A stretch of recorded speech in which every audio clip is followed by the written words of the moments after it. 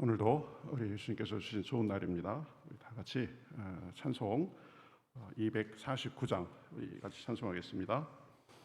249장입니다. 주 사랑하는 자 다 찬송할 때에 우리 같이 찬송하시겠습니다. 249장입니다. 주 사랑하는 자 다 찬송할 때에 그 보좌 앞에 둘러서 그 보좌 앞에 둘러서 큰 영광 돌리세 큰 영광 돌리세 저 밝고도 묘한 시온성 향하여 가세 내 주의 찬란한 성에 찬송하며 올라가세 주 믿지 않는 자 다 찬송 못하나 하나님 자녀 된 자들 하나님 자녀 된 자들 그 기쁨 전하세 그 기쁨 전하세 저 밝고도 묘한 시온성 향하여 가세 내 주의 찬란한 성에 찬송하며 올라가세 저 하늘 황금길 나 올라갈 때에 시온성 언덕 위에서 시온성 언덕 위에서 수많은 천사들 날 인도하리라 저 밝고도 묘한 시온성 향하여 가세 내 주의 찬란한 성에 찬송하며 올라가세 내 눈물 다 씻고 늘 찬송 부르리 저 임마누엘 주 앞에 저 임마누엘 주 앞에 나 영광 누리리 나 영광 누리리 저 밝고도 묘한 시온성 가세 내 주의 찬란한 성에 찬송하며 올라가세 아멘. 우리 같이 기도하시겠습니다. 하나님 감사합니다. 오늘도 저희들에게 새날을 주시고 저희들의 발걸음을 주님의 전으로 오게 하시니 감사합니다. 세상의 모든 것 다 내려놓고 저 밝고도 묘한 시온 성을 향하여 가듯 주님 앞에 왔사오니 주님께서 저희들의 마음을 환하게 비춰주시옵시고 영육 간에 새 힘을 얻게 하시고 오늘도 주님의 말씀에 은혜 받고 기도하는 중에 성령에 충만하여서 주님 안에서 승리하는 삶 될 수 있도록 인도하여 주시옵소서. 마음의 무거운 것과 또 간절히 기도하는 기도의 제목도 주님 앞에 드리오니 참 자유함을 주시옵시고 주님께서 우리를 위하여 예비하시고 일하시는 것을 경험하며 살 수 있도록 인도하여 주시옵소서. 시종을 주님 앞에 맡기며 살아계신 예수님의 이름으로 기도하옵나이다. 아멘. 자, 우리 성경 보겠습니다. 성경 말씀 사도행전 18장 7절부터 보겠습니다. 사도행전 18장 7절부터 11절까지 같이 한 절씩 교독하겠습니다. 거기서 옮겨 하나님을 경외하는 디도 유스도라 하는 사람의 집에 들어가니 그 집은 회당 옆이라. 또 회당장 그리스도바가 온 집안과 더불어 주를 믿으며 수많은 고린도 사람도 듣고 믿어 세례를 받더라. 밤에 주께서 환상 가운데 바울에게 말씀하시되 두려워하지 말며 침묵하지 말고 말하라. 내가 너와 함께 있음에 어떤 사람도 너를 대적하여 해롭게 할 자가 없을 것이니 이는 이 성중에 내 백성이 많음이라 하시더라. 1년 6개월을 머물며 그들 가운데서 하나님의 말씀을 가르치시니라. 아멘. 자, 우리가 어제는 그 바울이 고린도에 있는 회당에서 이제 전도 활동을 하면서 예수님을 그리스도다라고 그렇게 힘있게 전했다라고 했습니다. 그 예수님을 그리스도라고 했을 때 그 예수님은 바로 이스라엘이 오랫동안 기다려온 바로 그 구원자다라는 그런 의미가 있다고 했죠.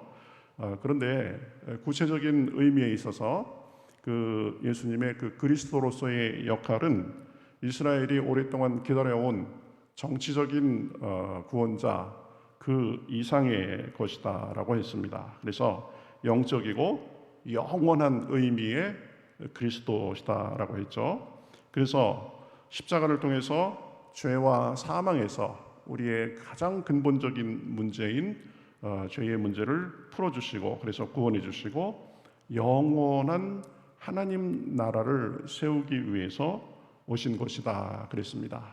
그래서 이 유대인들은 보면 이 예수님의 그러한 더 깊고 넓고 그 영원한 의미의 그리스도의 역할을 이해하지 못한 거죠. 그리스도라면 승리의 왕인데 어떻게 십자가에서 그렇게 돌아가실 수 있느냐?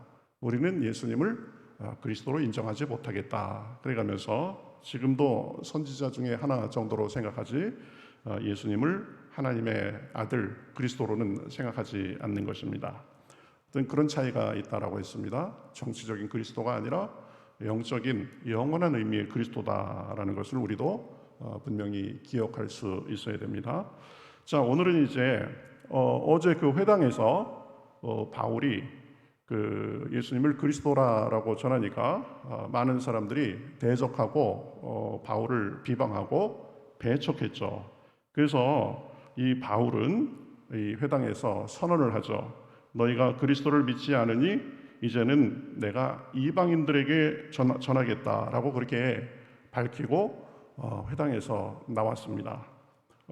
아마 나왔을 당시에 그 바울의 심정은 내가 회당에서 그 사람들에게 이렇게 선언을 하고 나오기는 했지만 야, 그래도 기대하고 이 회당에 가서 말씀을 전했는데 열매가 없으니까 내심 실망스러운 그런 마음도 있었을 것입니다. 그리고 야, 이거 회당이 아니면 사람들이 많이 모인 곳이 그렇게 쉽지 않을 텐데 어디서 복음을 전해야 되나 그렇게 막막한 그런 마음도 있었을 것입니다. 그러나 바울은 그 낙심할 필요가 없었습니다. 왜냐하면 뒤에 이어지는 그런 이야기를 보면 우리가 한 두 가지 정도로 낙심하지 않아야 될 그 이유들에서 대해서 살펴볼 수 있습니다. 첫 번째는 바울은 낙심하지 않고 계속 일을 할 수 있었는데 하나님의 또 다른 예비하심이 있었기 때문입니다. 이 회당에서 이제 나오니까 바로 그 회당의 옆에 있었던 그 유스도의 집에서 복음을 전하도록 그렇게 하나님께서 예비해 주신 것입니다. 유스도는 7절에 보면 하나님을 경외하는 자였다라고 그렇게 말을 합니다. 그러니까 유스도는 유대인이 아니고 로마 출신 사람이었는데 이방인이었지만 그러나 하나님을 믿는 그런 사람이었습니다. 그러니까 그 유대인 말고 이방인들 중에서도 그 유대교에 관심을 갖고 하나님을 믿고 유대교의 그 가르침을 따르는 사람이 있었는데 이 유스도도 그런 사람이었죠. 그래서 이 바울이 회당에서 복음을 전하지 못하게 되니까 이제 자기 집을 개방해 가지고 바울이 거기서 묵게 하면서 복음을 전하는 그런 처소로 그렇게 자기의 집을 제공한 것입니다. 하나님께서 이 유스도를 통해서 예비하신 거죠. 하나님은 보면 우리의 길을 예비하시는 분이십니다. 회당에서 쫓겨나니까 바로 옆에 있는 그 유스도의 집에서 복음을 전하도록 다른 문을 열어 주신 것입니다. 이제 거기서 복음을 전하니까 희한한 일이 벌어집니다. 회당장 그리스보와 온 집안이 더불어 예수님을 믿었다 이렇게 되어 있습니다. 회당에서 쫓겨났는데 그런데 회당에서 가장 높은 사람이 이 바울에게 와서 복음을 듣고 자기만 믿을 뿐 아니라 온 집안이 그렇게 믿고 세례를 받았다. 그리고 고린도에 있는 다른 수많은 사람들도 믿고 세례를 받았다. 이렇게 말을 하고 있습니다. 하나님의 역사하심이죠. 하나님의 일을 하면서 이 한 곳에서 난관을 만나면 그것으로 포기할 것이 아니라 열심히 이 하나님께 마음을 다해서 계속 주어진 일을 해 나가면 하나님께서 길을 열어주시고 열매도 주시는 것입니다. 비록 회당에서 쫓겨났지만 오히려 유스도의 집에서 이 많은 사람들에게 복음을 전하게 되고 회당장과 그 가족들이 믿게 되고 다른 많은 사람들도 복음을 받아들이게 된 것입니다. 하나님의 일을 하거나 또 우리가 주님 안에서 목표를 가지고 이렇게 열심히 나아가다 보면 꼭 우리 계획대로만 되는 것은 아닙니다. 보면 우리가 예상하는 대로만 되는 것은 아닙니다. 우리 계획대로 안 될 때도 있고 또 반대와 역경에 마주칠 때도 있습니다. 그때 쉽게 포기하거나 좌절하지 말고 열심히 우리에게 주어진 일, 우리가 그 상황에서 해야 될 일을 성실히 하다 보면 하나님이 열매를 주시는 것입니다. 한 문이 닫히면 하나님은 그것으로 끝이다 라고 말씀하는 것이 아니라 다른 문을 예비하고 다른 문을 열어주시는 것입니다. 한 길에서 난관을 만나면 다른 길을 하나님께서는 또 열어주시는 것입니다. 그러니까 하나님이 낙심할 필요가 없습니다. 하나님이 예비하신 길과 열매를 준비하고 계시기 때문입니다. 여러분, 우리가 살면서도 마찬가지죠. 때로는 열심히 기도하고 추구하는 일이 안 될 때도 있습니다. 그때 우리가 하나님이 이 기도를 듣지 않으시는 것은 아닌가 이렇게 생각할 필요가 없습니다. 내 정욕으로 쓰려고 잘못 구하는 것이 아닌 한 열심히 구하며 최선을 다하면 하나님이 더 좋은 열매를 주시는 것입니다. 그렇기 때문에 어떤 일이 있어도 낙심하지 말아야 됩니다. 한 문이 닫히면 다른 문이 열리는 것입니다. 하나님께서 우리를 위해서 부지런히 일하시고 모든 것이 합력해서 선을 이루도록 우리를 하나님께서 도와주십니다. 기도의 기간이 오래 걸리고 때로는 역경이 있고 고난이 있고 그런 것은 우리가 그런 것을 통해서 더 인내하고 하나님을 더 바라보고 기도하고 그래서 마침내 하나님께서 주시는 더 큰 열매를 보게 하고자 하는 것입니다. 여러분, 홍해가 앞에 나타났을 때 이스라엘 사람들의 심정이 어땠을까요? 그러나 하나님은 거기에서 하나님의 더 크신 능력, 바다도 기둥처럼 이렇게 양벽이 돼서 갈라지게 해서 이스라엘 백성들이 마른 땅으로 가도록 하는 그 놀라운 경험을 하게 해 주셨습니다. 때로는 가다 보면 여리고 같은 것이 우리 앞에 딱 버티고 있는 것 같은 그런 상황도 있습니다. 그러나 하나님께서는 여리고 앞으로 이스라엘 백성들을 데리고 가셔서 여리고를 하나님께서 무너뜨리는 것을 경험하게 해 주셨습니다. 쓴 물을 만나도 하나님은 거기에서 새 일을 행하시는 분임을 믿고 담대히 나아갈 수 있기를 바라겠습니다. 기억하세요. 한 문이 닫히면 그거로 끝이 아니다. 다른 문이 열린다. 한 길이 거기가 막히면 하나님께서는 다른 길을 열어주신다. 회당에서 쫓겨나니까 회당 바로 옆에 있는 유스도의 집을 열어주셔가지고 복음을 전하게 하신 것입니다. 저와 여러분에게도 하나님께서 그렇게 일하고 계시는 줄 믿습니다. 자, 우리 두 번째 우리가 낙심치 않을 이유는 하나님이 우리가 순간순간마다 우리에게 찾아오셔서 격려하고 힘 주시기 때문입니다. 9절에서 10절에 보면 하나님이 이제 바울에게 환상 중에 말씀하십니다. 이렇게 돼 있죠. 밤에 주께서 환상 가운데 바울에게 말씀하시되 두려워하지 말며 침묵하지 말고 말하라. 두려워하지 마라. 그리고 복음 전하는 거 두려워하지 말고 침묵하지 말고 말하라. 10절에 보면 내가 너와 함께 있음에 어떤 사람도 너를 대적하여 해롭게 할 자가 없을 것이니 내가 너와 함께 하겠다. 그러면서 이는 성중에 내 백성이 많음이라. 이렇게 말씀하시는 것입니다. 바울은 환상 중에 하나님께서 나타나셔서 그렇게 말씀하시는 것을 듣고 참 힘을 얻었을 것입니다. 하나님이 나와 함께 하신다. 하나님이 지금 내 사역을 도우신다. 내가 두려워할 필요가 없다.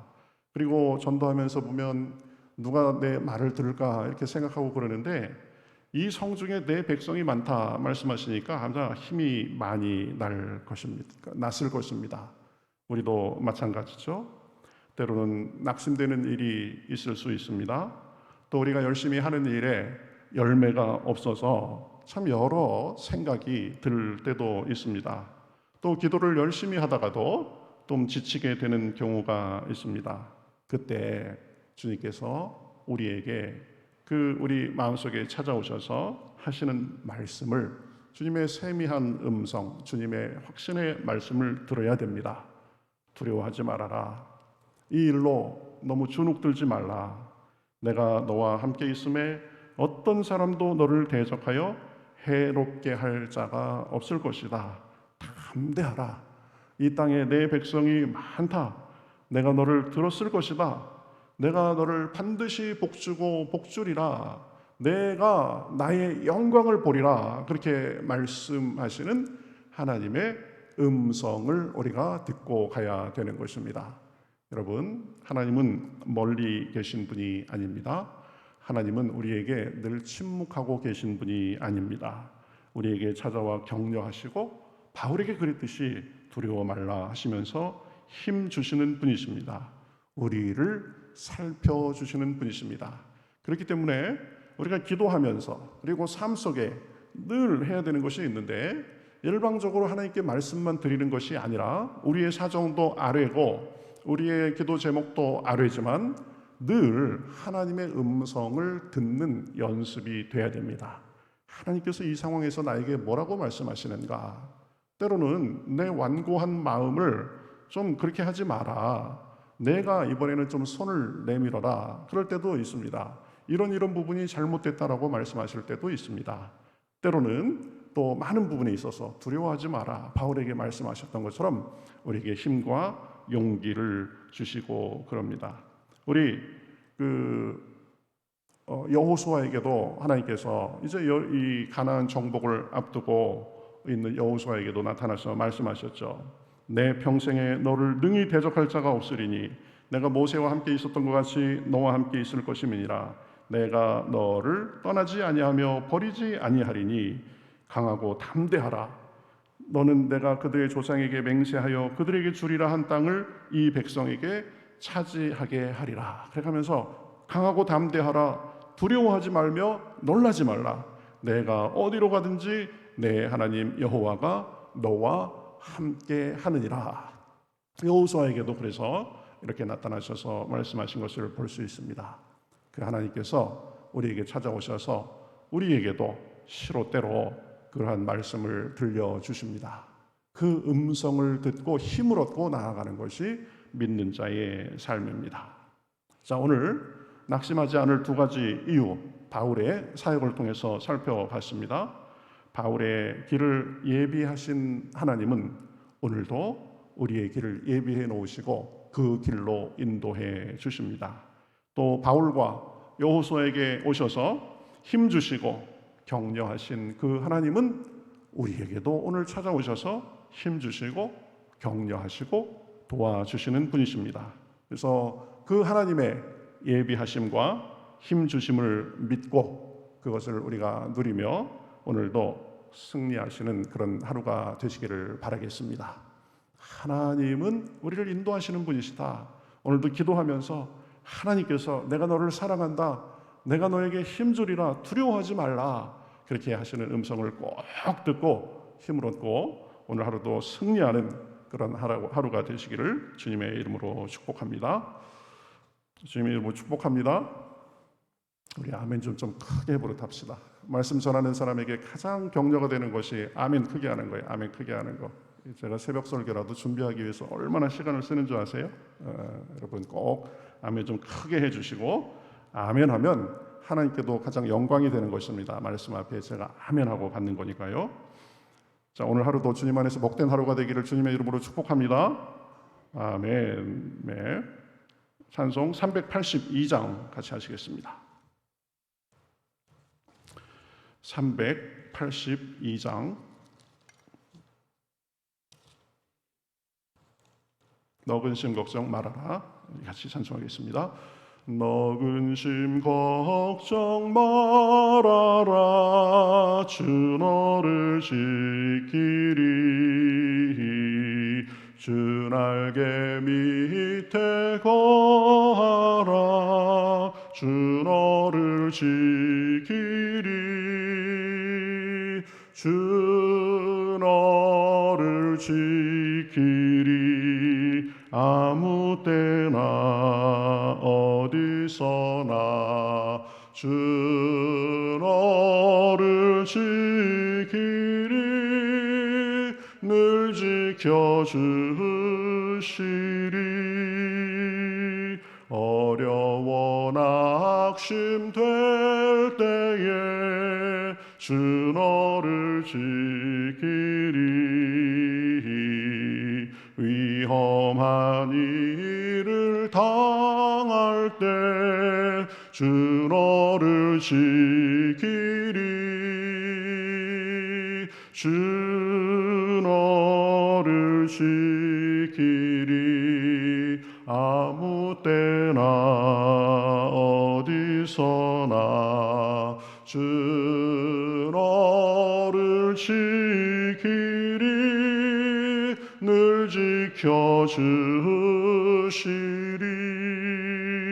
너 쓸 건 미리 아시고 주 너를 지키리.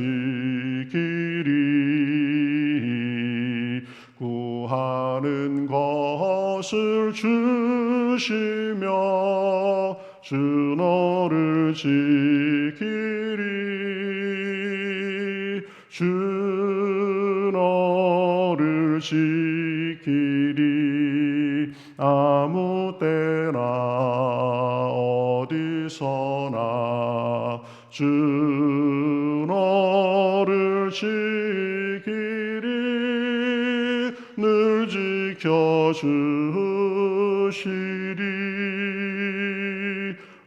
어려운 시험 당해도 주 너를 지키리. 구주의 품에 거하라. 주 너를 지키리. 주 너를 지키리.